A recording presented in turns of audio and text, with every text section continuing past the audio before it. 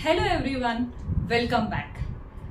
In the previous session of our first chapter of grade 12 solutions, I gave you a brief introduction about what is a solution and what are the components of the solution. Today, in the second part of the chapter solutions, we are going to see about the types of solutions. Mainly we'll be focusing on the NCERT table given. Okay, if we see the table, it has been categorized into three types of solutions. Now, when I talk about the categorization of solution into three types, okay, first we should understand on what basis did we categorize them. So, our basis of categorization of solutions into different types is our solvent. Okay, so depending on the solvent, we are going to decide whether it is a gaseous solution, whether it is a liquid solution, or whether it will be a solid solution. So our basis for the categorization will be the solvent. Now, whenever the solvent is gas, we call it as a gaseous solution. So what is our main basis to call it liquid solution or solid or gaseous solution? It should be a solvent. So whenever a solvent is gas, okay, we call it as a gaseous solution. We will fix our solvent and we can change the solute. Okay, when the solute is gas and the solvent is also gas, it is a gaseous solution. Only difference is our solute here. We can add gas into gas and make a gaseous solution. We can take a liquid solute and add into a gaseous solvent and make a gaseous solution. We can take a solid solute and add into a gaseous solvent and make a gaseous solution. So the common thing here is our solvent being gas. That gives a clear understanding why it is called a gaseous solution. Now the very important part here is the common examples. The common example of gaseous solution in which both solute and solvent, both of them are gas, is a mixture of oxygen and nitrogen gas. Or you can take your atmospheric gases. Okay, they are the mixture of different gases. Okay, now when we come to the second type of gaseous solution, where our solute is liquid and the solvent is gas, the very best example is chloroform mixed with nitrogen gas. Okay, you know what is chloroform? Chloroform is your CHCl3. Okay, chloroform is in the form of a liquid. Okay, chloroform mixed with nitrogen gas forms a gaseous solution with a combination of liquid solute in gaseous solvent. Now coming to the third category of gaseous solutions, we have our solid as solute and gas as our solvent. If the major example here is your camphor in nitrogen gas. Okay, we are going to infuse camphor in the nitrogen gas. This is a very important example. You have studied about camphor in your grade 9 under the category of sublimation. Camphor is a sublimable substance.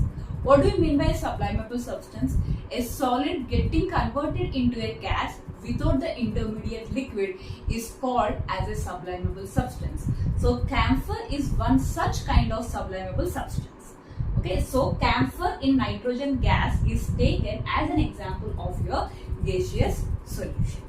Okay, they infuse camphor in the nitrogen gas and that is your gaseous solution of camphor in nitrogen gas. So this is about your gaseous solutions where the solvent is fixed, which is a gas. Now let us come to the liquid solutions. As I already told you, okay, how do I conclude that it is a liquid solution? Based on the solvent.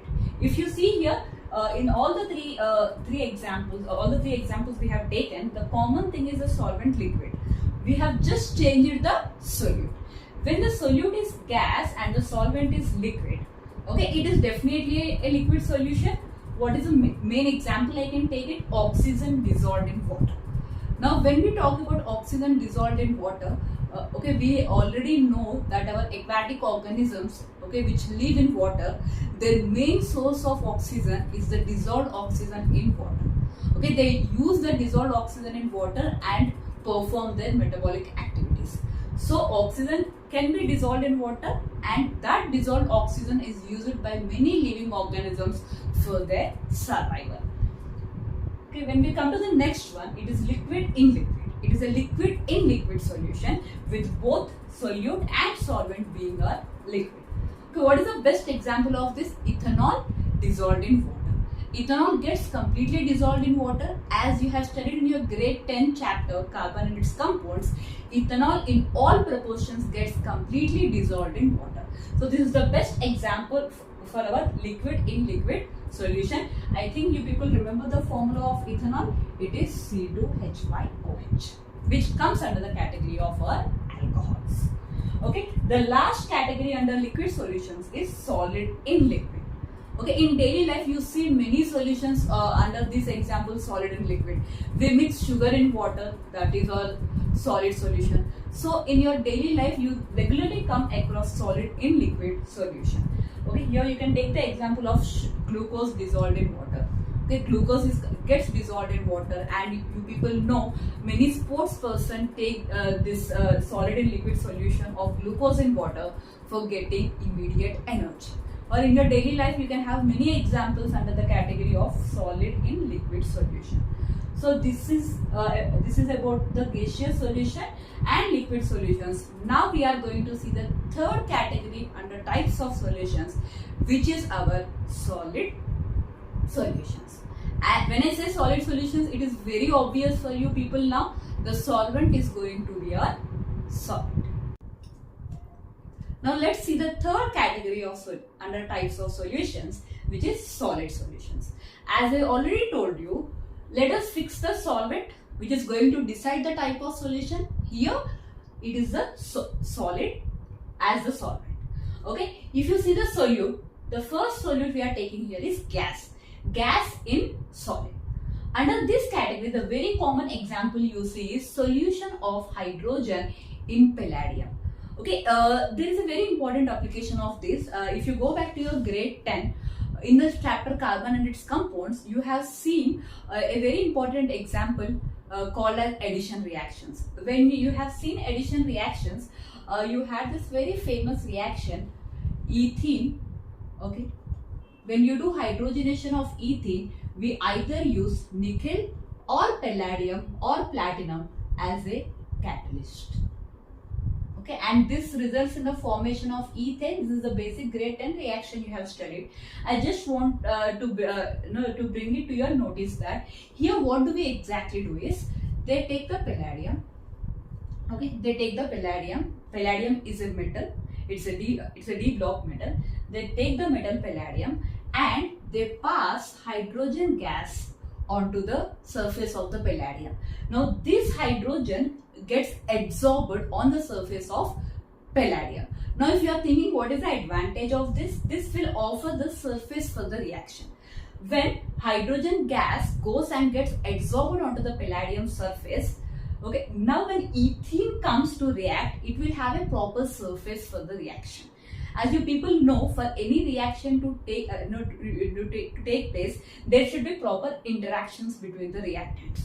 Now when hydrogen is absorbed on the surface of palladium, it gives proper surface which leads to the proper interaction between ethene and hydrogen gas, resulting in the formation of ethane. Even without palladium, this reaction can take place, but not at that faster rate that it takes place when you take nickel or palladium or platinum as a catalyst.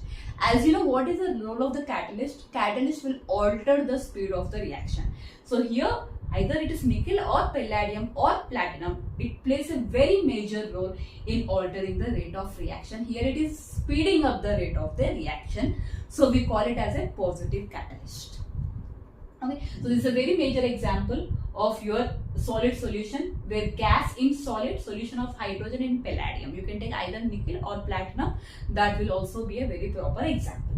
Now when you come to the next example, it is your liquid in solid. Okay, for this a very important example is amalgam of mercury with sodium. Now when we are talking about amalgam of mercury with sodium, okay, let us little bit understand about the amalgam thing here. So liquid in solid, here your solid will be your sodium and the liquid part here will be the amalgam of mercury. Okay, now this forms your, okay, sodium will be in your solid form and then your mercury will be in liquid form. Okay, now what is an amalgam? Okay, mercury, when it is present in association with any solid metal, we call it as an amalgam. Okay, or else we can just call amalgam. Amalgams are basically alloys of mercury.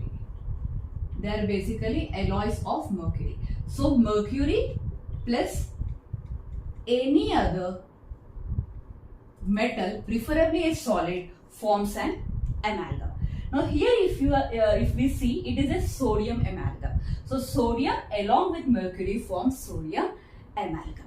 Okay, we can call these amalgams as alloys too. Okay, we can call this, it is a type, okay, amalgam is a type of alloy.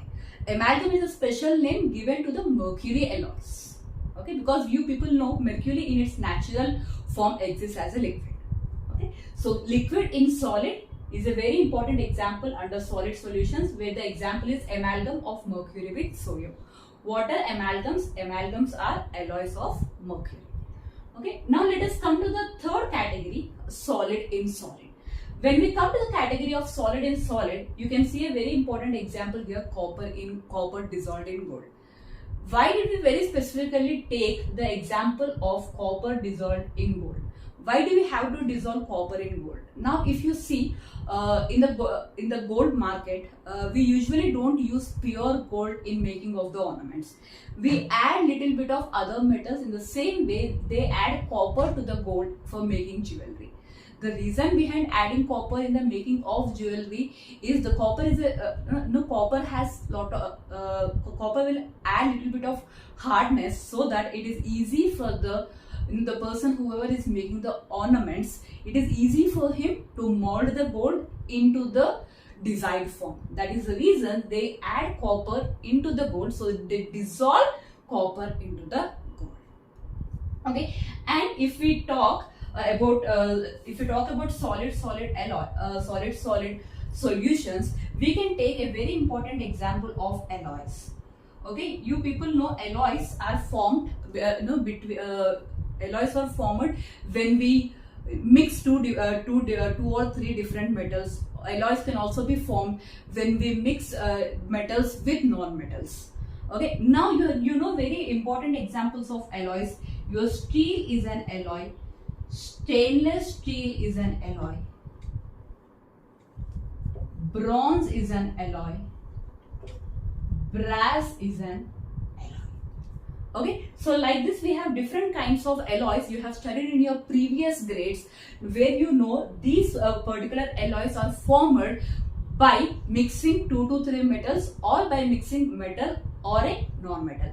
They take different metals. Okay, they melt it by heating them. When they reach their melting point, they melt.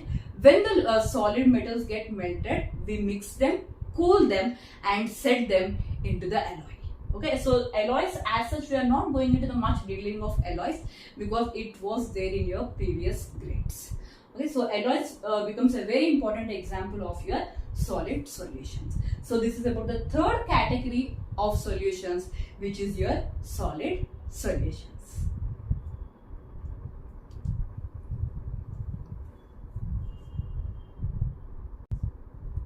Now let us understand about aqueous solutions. Now if you are thinking what is so special about aqueous solutions that we are learning it as a separate topic. For this, I want you people to understand few things before that. From your previous grades, like in grade 10 and grade 11, you have been coming across many chemical reactions. Now if you see the chemical reactions, okay, like the very basic chemical reactions, like you can take a double displacement reaction from your previous grades. Barium chloride aqueous plus sodium sulfate aqueous on reaction, this is basically a double displacement reaction, gives barium sulfate solid plus 2 NaCl aqueous. Okay, so this is a basic double displacement reaction where your barium sulfate precipitates down. If you see here, both the reactants, barium chloride and sodium sulfate, we know both of them are salts and both of them are solid in nature. But when you want to make both of them react with each other, I can't just take a spatula full of barium chloride, a spatula full of sodium sulfate and put it in the beaker and ask them to wait for them to react. or ask them, no, please react. That will not happen. What do you do in the laboratory? You first make an aqueous solution of barium chloride solution. You make an aqueous solution of sodium sulfate solution. You mix both of them. That will give you a barium sulfate white PPT plus a soluble salt NaCl. So what do you understand by all this? We understand that in chemistry, aqueous solutions play a very major role in all the chemical reactions, because 90% of the chemical reactions takes place as water being their medium. Okay. Now let us try to understand aqueous solution. Okay. In aqueous solution, the solvent is always your water, H2O. Okay. You fix the solvent to be water and add anything in that, any solute in that. As long as your solvent is water, when I was studying in my previous session, I was clearly telling you how do you decide a solvent, a component which is present in more number of moles. Now in a solution, if water is present in highest number of moles, I consider water to be a solvent. As long as water is the solvent in that particular solution, I term or I call it as aqueous solution. If you take examples here, aqueous NaOH, what does it mean? It means NaOH has been dissolved in solvent water. Okay, aqueous HCl. HCl has been dissolved in the solvent water. This is the basic understanding about our aqueous solution. Now we'll go one step forward to understand aqueous solutions even better. You take an example here. I'll take the same thing. I will be taking aqueous NaOH plus HCl. Okay, aqueous NaOH plus HCl. When both of them react, what do we get here? We get NaCl plus H2O. What did you observe in this reaction? This is a very basic reaction. This is a very basic reaction. But I want you people to understand one thing here. Here I have taken aqueous NaOH. Means what? I have taken an aqueous solution of NaOH in water. Solute being NaOH and solvent being water. And then I have mixed HCl into that. Then I got NaCl plus water. Now if you observe this reaction, I have a question for you people. Did water in this aqueous NaOH interfere in the reaction process? NaOH has two components here, water being the solvent and NaOH being the solute. Now what is my question to you people is, did water in this aqueous NaOH interfere in the reaction process? No, it didn't.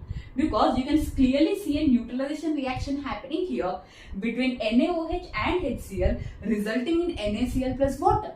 So here water which is present in this aqueous NaOH solution didn't involve in the chemical reaction, or in very simple terms, water in aqueous NaOH didn't come and react with HCl.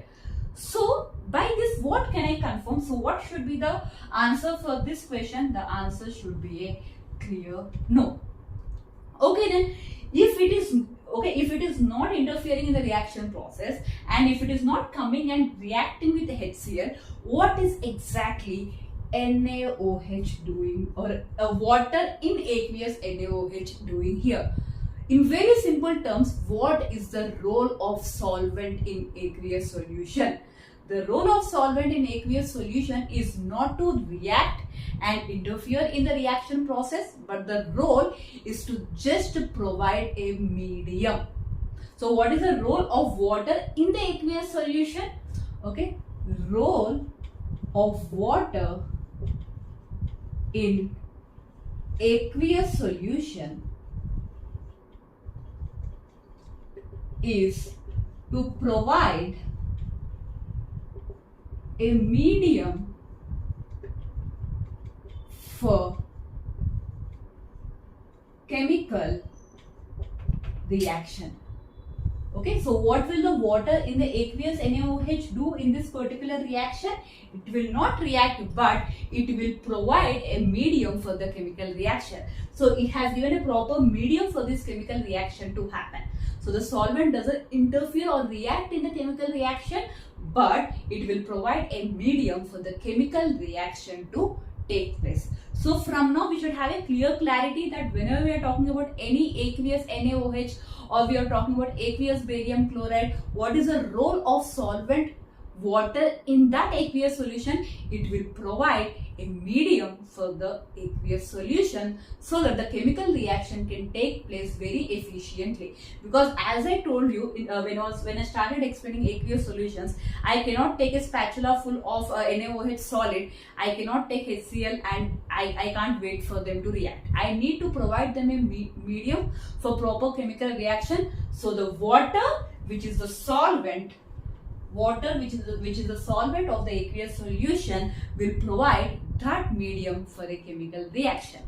Hope this concept of aqueous solution is clear for you. Okay, so today in this session we have seen different types of solutions, the three categories of solutions based on the solvent: gaseous solutions, liquid solutions and solid solutions, and I have briefed you all the examples under the three categories. Then we have seen the aqueous solutions, its significance and importance in the field of chemistry, mainly in the chemical reactions. So this is what for this session I have explained. Hope you understood everything. So in the next session we will be learning a very important concept, which is our mole concept. You people have already studied mole concept in your grade 11, but for the solutions chapter, mole concept plays a very important role to understand further concepts clearly. Until the next video about the mole concept, see you. Bye.